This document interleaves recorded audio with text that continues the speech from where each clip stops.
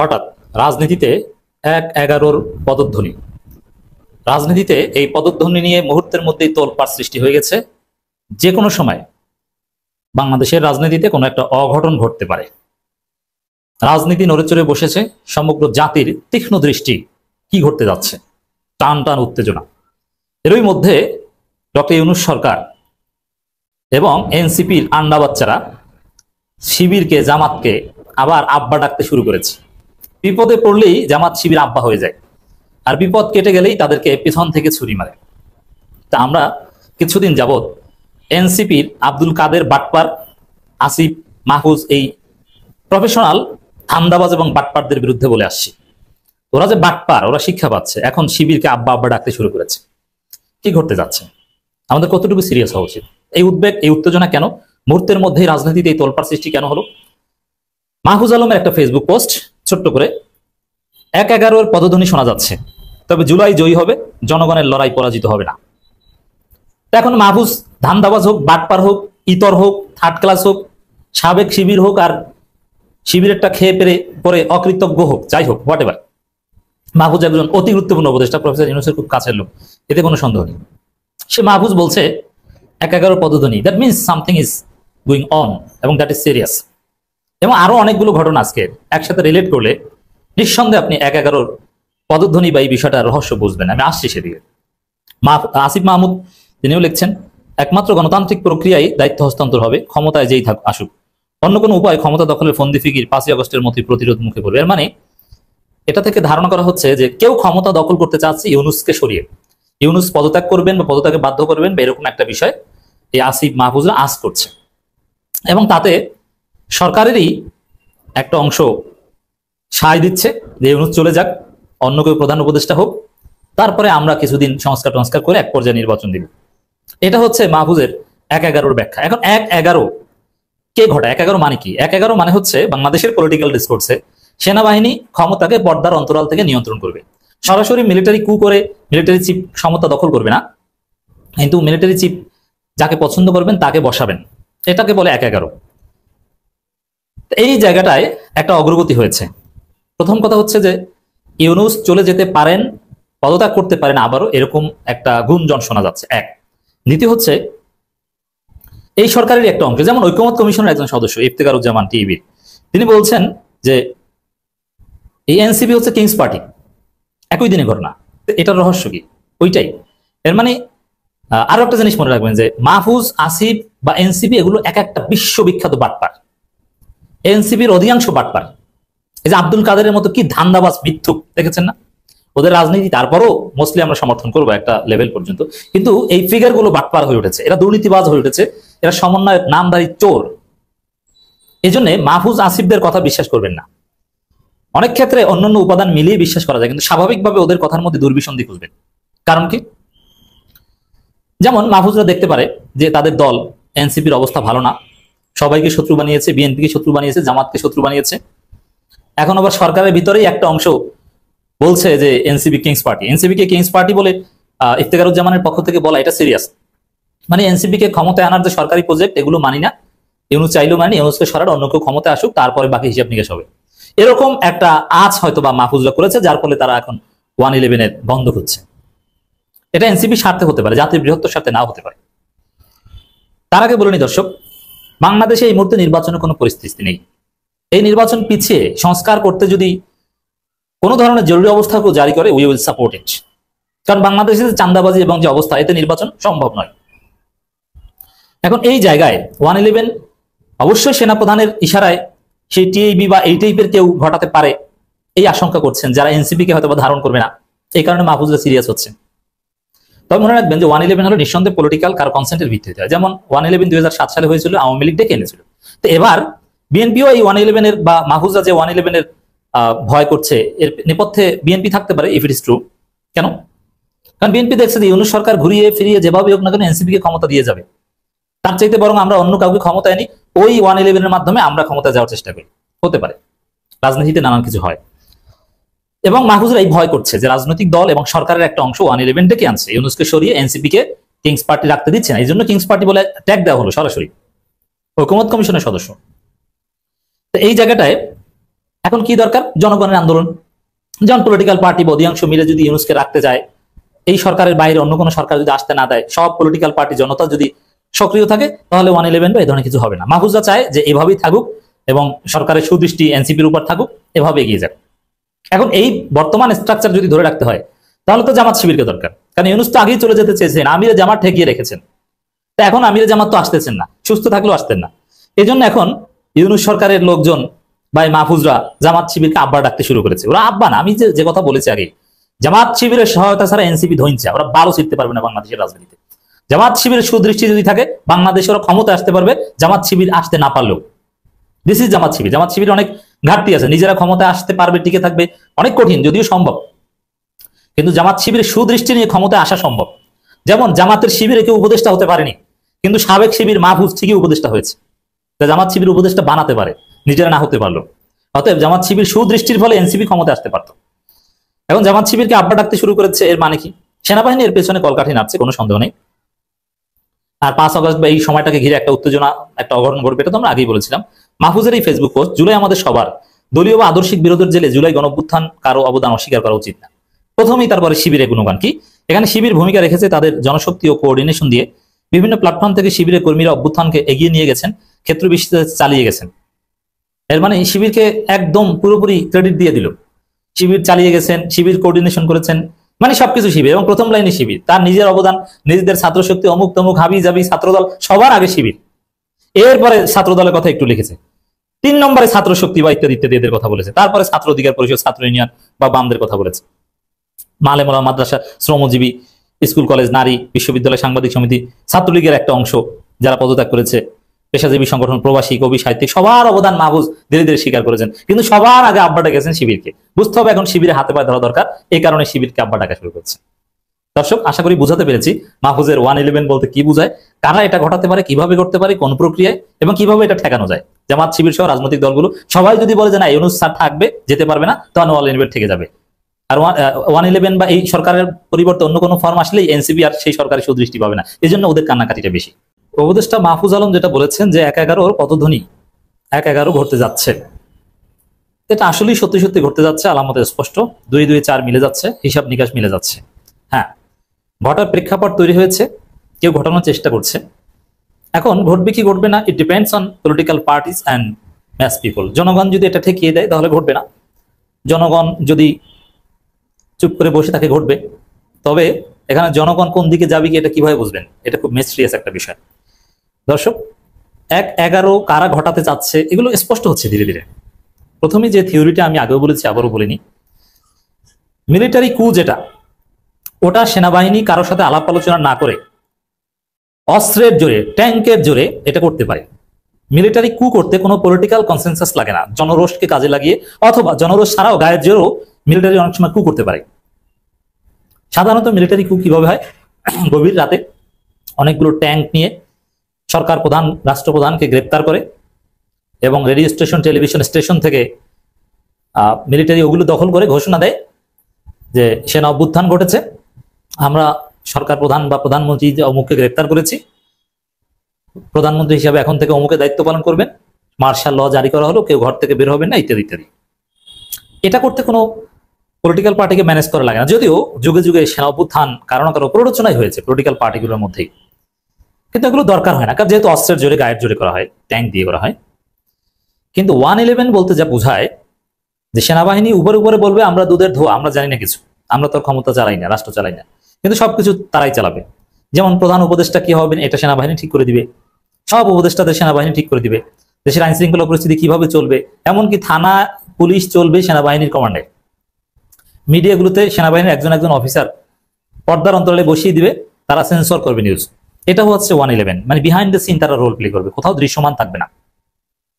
দৃশ্যমান থাকবে শুধু এতটুকু যে সিভিলিয়ান গভর্নমেন্টেই তারা সেনাবাহিনীকে, যেমন ইউনূস সরকার যেভাবে করছে, সেনাবাহিনীকে ম্যাজিস্ট্রেসি পাওয়ার দিয়ে মাঠে নামাবে। এখন সেনাবাহিনী ম্যাজিস্ট্রেসি পাওয়ার নিয়ে মাঠে আছে, কিন্তু এটা কার্যকর না।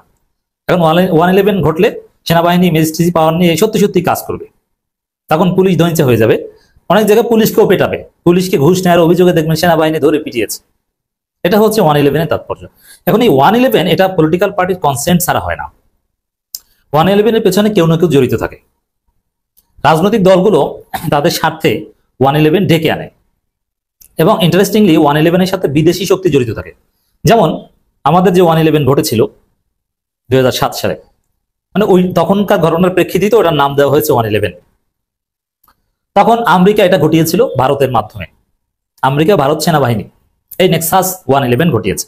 তারপরে তারা কাকে ক্ষমতা দিয়ে গেছে কি, দ্যাটস ডিফারেন্ট ডিসকাশন। 111 ঘটে পলিটিক্যাল পার্টি কে চায়, যেমন 2007 সালে আওয়ামী লীগ ডেকে এনেছিল, প্রেক্ষাপট তৈরি করেছিল, এবং আওয়ামী লীগ পর্দার অন্তরালে বলেছিল আমরা রাজি, এবং শেখ হাসিনা নতুন শাড়ি পরে শপথ অনুষ্ঠানে গিয়েছিল 111 সরকারের, ফখরুদ্দিন সরকারের।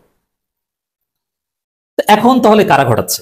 এখন ঘটালেও সেই আমেরিকা, ভারত, সেনাবাহিনী।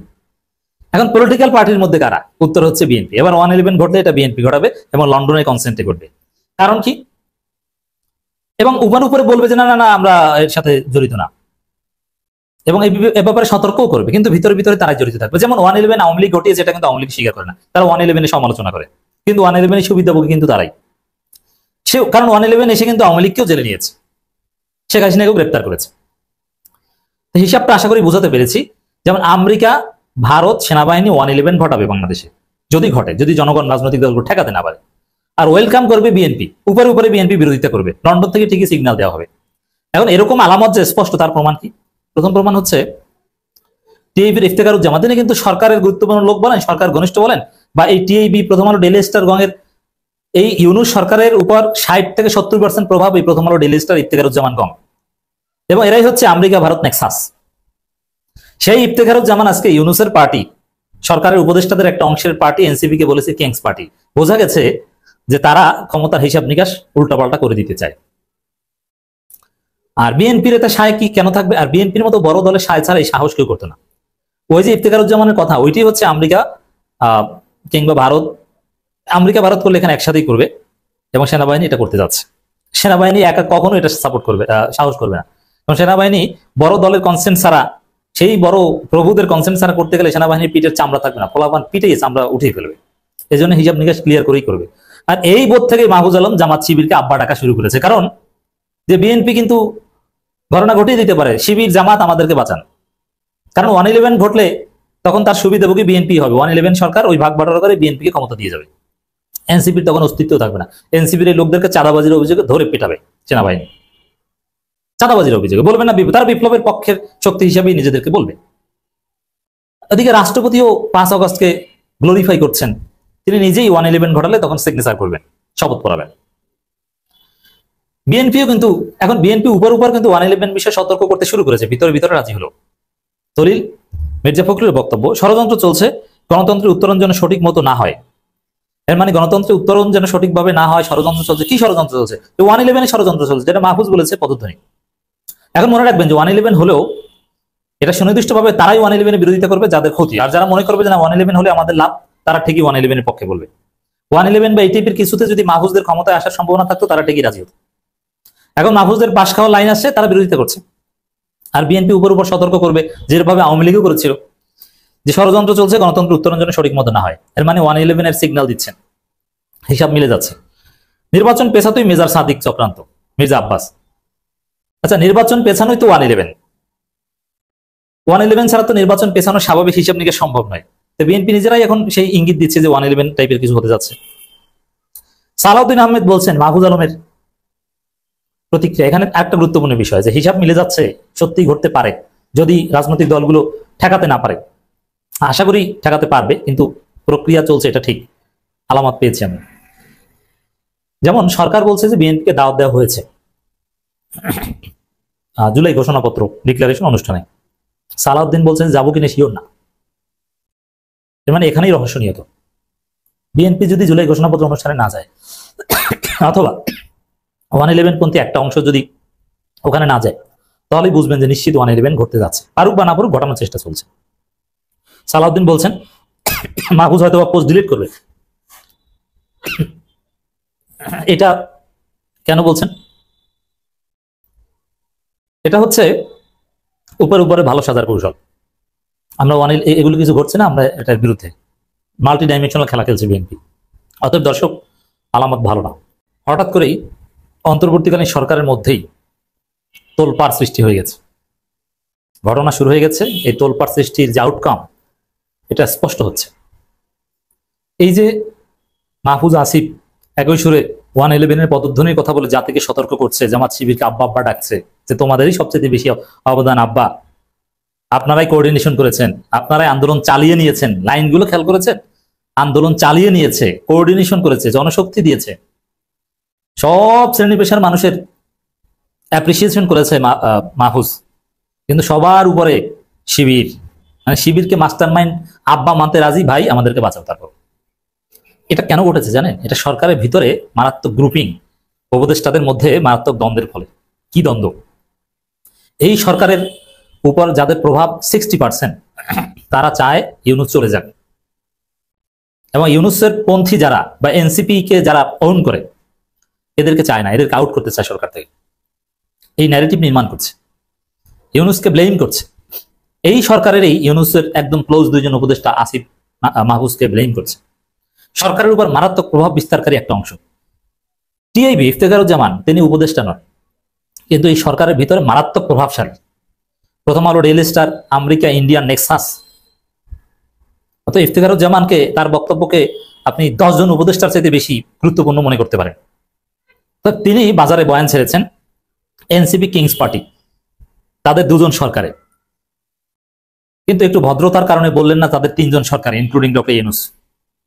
ওটা একটু ছাড় দিয়েছেন, যেহেতু ইউনূসের সাথে আবার অন্য দিক থেকে ভালো সম্পর্ক। তাদের 2 জন সরকারে, মানে আসিফ, নাহিদ, আসলে 3 জন মিন করেছে বা আরো আছে। অতএব এদেরকে সরাও। আর এদেরকে এমনি এমনি সরাবে? ইউনূসকে এদেরকে সরাতে দিবে? প্রফেসর ইউনূসের কাছে আসিফ নাহিদের, আসিফ মাহফুজের 1000 কোটি টাকা দুর্নীতির অভিযোগ আনলেও ইউনূস সাহেব ওটা শোনেনি না। তাদেরকে লাগবে ইউনূসের, এটা ইউনূস সিদ্ধান্ত নিয়ে ফেলেছেন। আর এই ইফতেখারুজ্জামান বা প্রথম আলো, daily star, America, Bharat, Nexus, American হিসাবটা এখানে জটিল, কারণ ইউনূস নিজে আমেরিকাপন্থী। তারপরও আমেরিকা, ডোনাল্ড ট্রাম্প বলে কথা, অনেক হিসাব আছে। তারা জানে যে এমনি এমনি ইউনূস, এই কিংস পার্টি যদি বলা হয় যে এনসিপি কিংস পার্টি, এর অর্থ হচ্ছে এটা অবৈধ, এটা হারাম, জারজ। কারণ একটা নিরপেক্ষ সরকার, অন্তর্বর্তীকালীন সরকার, একটা পার্টিকে সমর্থন করতে পারে না। যদি করে তাহলে সেই সরকার নিরপেক্ষ থাকে না, তাদের ক্ষমতা থাকার বৈধতা হারায়। তাহলে ইফতেখারুজ্জামান মানে এই সরকারের 60%, বিশাল গোষ্ঠী, প্রথম আলো, daily star, Bharat, America, Nexus, তারা কি বলছে আমি ব্যাখ্যা করছি। তারা কি বলছে?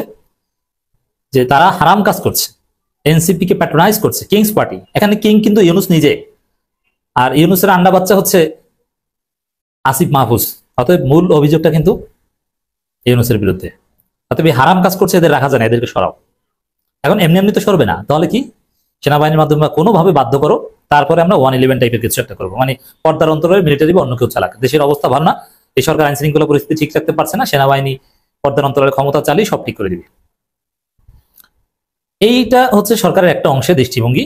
আর আরেকটা অংশ মাহফুজ এবং আসিফ মাহমুদরা, তাদের সাথে আরো অনেকে আছে,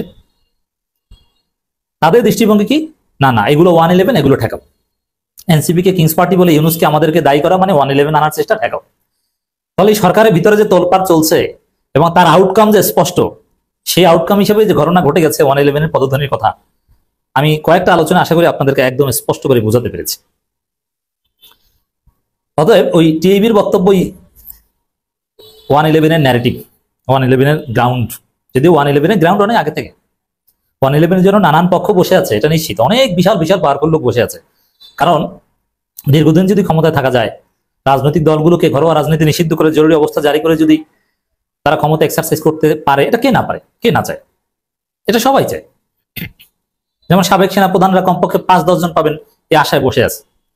এবং সেনাবাহিনীও অনেকে, যে ওয়াকার, তুমি তো এমনিতেই বেকায়দায়, তোমার চাকরি থাকে কিনা বলা যায় না, আর চুপ্পু, সেও রাজি হয়ে যাবে নিঃসন্দেহে।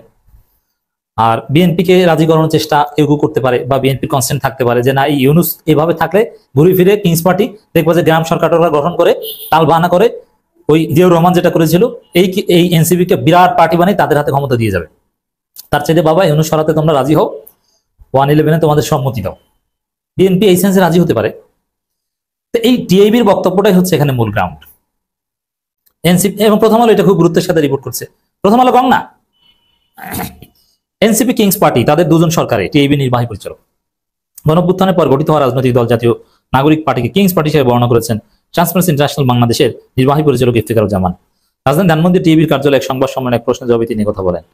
কর্তৃত্ববাদী সরকারের পতন পরবর্তী 1 বছর প্রত্যাশা প্রাপ্তি শীর্ষক এক গবেষণা প্রতিবেদন প্রকাশ উপলক্ষে এই সংবাদ সম্মেলন আয়োজন করে টিএবি। আপনাদের নিঃসন্দেহে মনে আছে, যারা জানেন না তাদের অবগতির জন্য জানাচ্ছি, আমরা ছোট ছিলাম কিন্তু আমরা সব জানি। 1/11 ঘটার প্রেক্ষাপট কিন্তু এই এনজিও গুলোই তৈরি করে, মার্কিনপন্থী এনজিও গুলো। অতএব সেই টিভি আবার সোচ্চার।